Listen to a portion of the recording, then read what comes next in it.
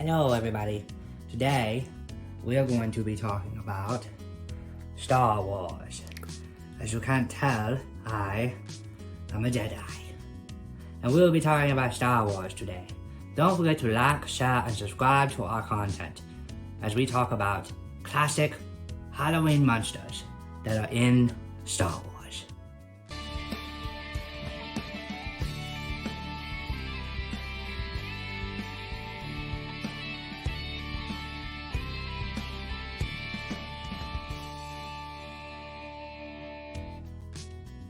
Hey guys, thanks for tuning in to Press Pause. Today, as Aurora mentioned, we are going to talk about classic Halloween monsters that are in Star Wars. So Aurora, thanks for the introduction. Guys, just like she said, don't forget to like, share, and subscribe to the content. We really appreciate it. Helps the channel out tremendously. If you guys would like to comment, let us know what you liked, what you don't, what you want to see in the future from us with different videos. Let us know. That helps the channel a lot as well. And we are official free travel agents. We specialize in Disney, Universal, World Caribbean, Sandals Resort, you name it. We can pretty much take care of it. We'd love to help you guys book your next set of magical memories with us. If you want to go down and see Star Wars Galaxy's Edge, reach out to us. We've been plenty of times and we'd love to help you guys get there to a galaxy far, far away. That being said, we'll go ahead and get into it today. We're breaking down some of the classic Halloween monsters that are in Star Wars. So this is very interesting. You guys probably wouldn't know, but when the Star Wars movies were first made, a lot of people thought they would bomb. Okay, they really didn't have a lot of faith in it. Even George Lucas himself didn't have too much faith in it. I find your lack of faith disturbing. And so in order to save money, they needed to have costumes for the different aliens and things like that. And in order to save money, George Lucas actually used a lot of costumes that were already around different studios. So he would use costumes that were already made, so he didn't have to make a bunch of other ones. Ones that were already backstage and stuff, he would use those. And now since Star Wars became the mecca that it is, every different creature and every different person that has been shown in the movies and stuff, people want a backstory and they want to know about them within the Star Wars mythos and what is that race, where are they from, what planet is that from. And this has delved into creating stories for classic Halloween monsters that made appearances. So yeah, some of them were that way, other ones were not, and we'll talk a little bit about them today. So first off, are vampires. Okay, so vampires, if you guys are not aware, I can't imagine that you don't know what a vampire is, but if you haven't seen the sparkly Twilight movie Vampires, which doesn't really count because they don't really sparkle in the sunlight, that's kind of just really weird for them. But vampires are pale-skinned creatures. They have no reflection when they look into mirrors. They turn into bats. They suck the blood of others to live. They are immortal, and they're undead. So this essentially is what vampires are, essentially makes up that creature from that dynamic for you guys. In the Star Wars universe, there is a race of aliens known as the Enzati. I don't know if I'm pronouncing that correctly. I'd have to ask George Lucas. I'm pretty sure he's not going to take my call. The Enzati is the creatures that actually take the form of vampires within the Star Wars mythos. They are tall, pale-skinned creatures. They have unusually long lifespans, not necessarily immortal, but long lifespans nonetheless, and they have no pulse or heartbeat, okay? Meaning they're pretty much undead. So there's changes. They change into bats. That is something that they do as well, and they don't show up in mirrors. Now, I don't know if I'm not sure if they show up in like reflections of glass or anything like that, because vampires don't show up in any type of reflection. But I do know in mirrors, the Enzati do not show up. So within Star Wars, this is a race that is basically vampires that has been developed into the Star Wars mythos in the galaxy. Next up is actually the Wolfman. Okay, so the Wolfman or werewolf, if you look at the origin of this creature is unknown. However, as far as like where the myth came from, but just like the witch trials in Salem, werewolf trials were actually held in Switzerland. I don't know how many people are aware of that, but there were werewolf trials held in Switzerland in the 15th century. Werewolves are humans who transform under a full moon into wolf-like creatures.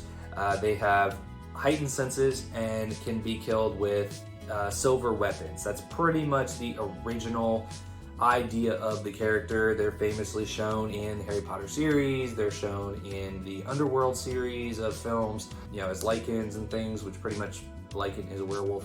Anyway, that is the classical monster. Now, looking at the Star Wars galaxy, and there's actually I'm horribly going to butcher this name, Shistavanen. The Shistavanen are a species of wolf-like people. They come from the planet Uvina Prime in Star Wars. Okay, now this character, this is exactly what we were talking about earlier.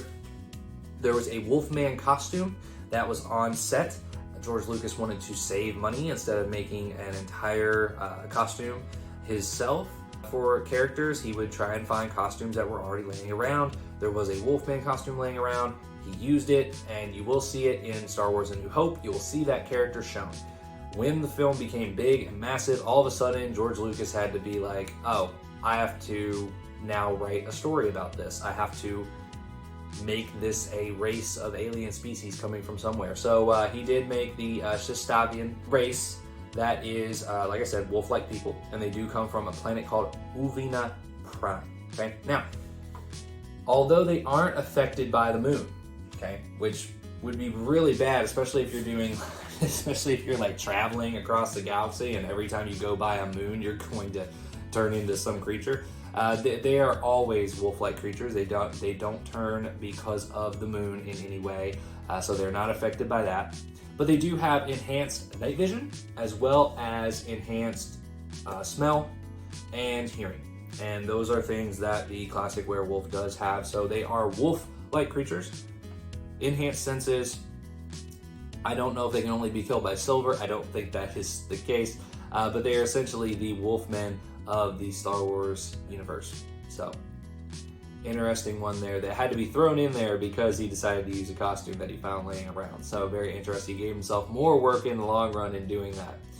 Next up is witches. Okay, witches, and you can think of the sense of witches as, Jedis are kind of witches. They have their rituals and their own religion, and then they have these powers and things like that, and they're not like a normal person. Okay, so in a sense they're like witches, but not so much in compared to other creatures that are in Star Wars. And so the witches originally were humans who practiced mystical arts and possessed abilities normal beings did not, because of their practices. Okay, they practiced rituals, they had their own religious beliefs, and then they kind of secluded themselves to other witches. They really, didn't really hang out around others, so they were kind of secluded to themselves. And if you look at Star Wars, there's actually a pretty famous race of beings. Now, if you have not watched Star Wars Clone Wars, the animated series, you wouldn't necessarily know of these, but the Night Sisters of Dathomir. Okay, Dathomir is a very famous planet. It's where Darth Maul came from. It's where his brother Savage Opress, which you only see in the Clone Wars series, came from as well. And so that race comes from Dathomir. And on Dathomir, there is apparently a magic within the planet of Dathomir.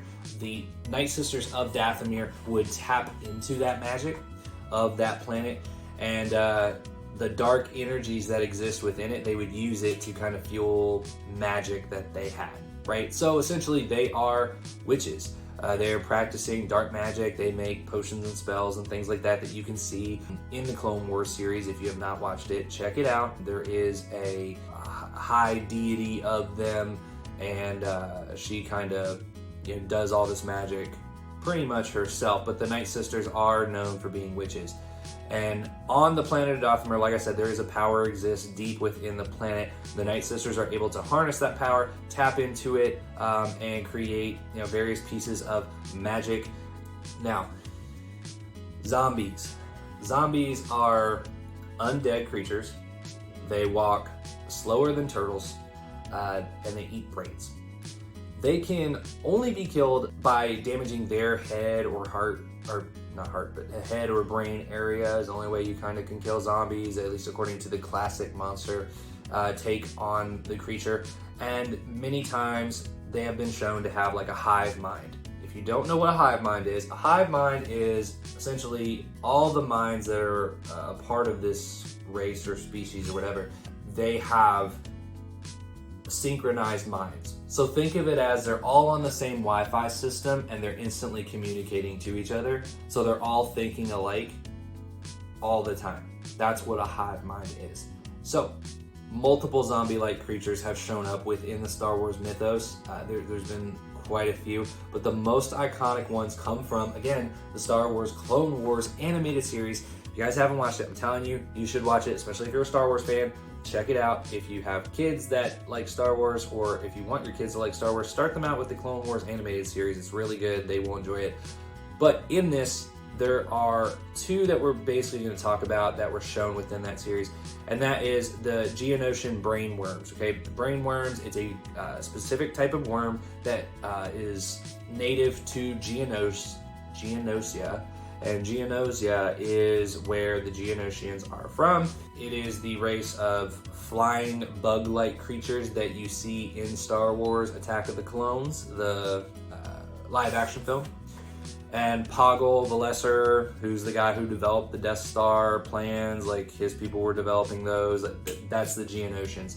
So they're the ones that, you know, they communicate by like making burps and fart noises and things like that. Really weird. But that is the Geonosians, and the brain worms actually are able to crawl into undead or alive beings and then control them.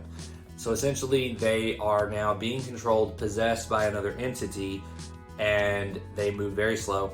They lack intelligence because it's very hard for the worms to be able to communicate and talk through the brain. All they can really do is do motor functions, and it's really in a slow process because they're not actually the brain. They're communicating to the brain, and so it slows down communication to the being that they're overtaking. But very interesting concept that we saw there. It was a really cool episode, couple episodes that we saw in the Star Wars Clone Wars animated series where those worms did take over and possess different people. They possessed some of the clones and stuff like that. And it was very cool to see on screen how these worms, you know, reacted when they were possessing these people. And so essentially they became zombies. And then the other one that we're going to talk about, which is a little bit closer in different ways, but not in others, is the Night Sisters. Again, we're talking about them.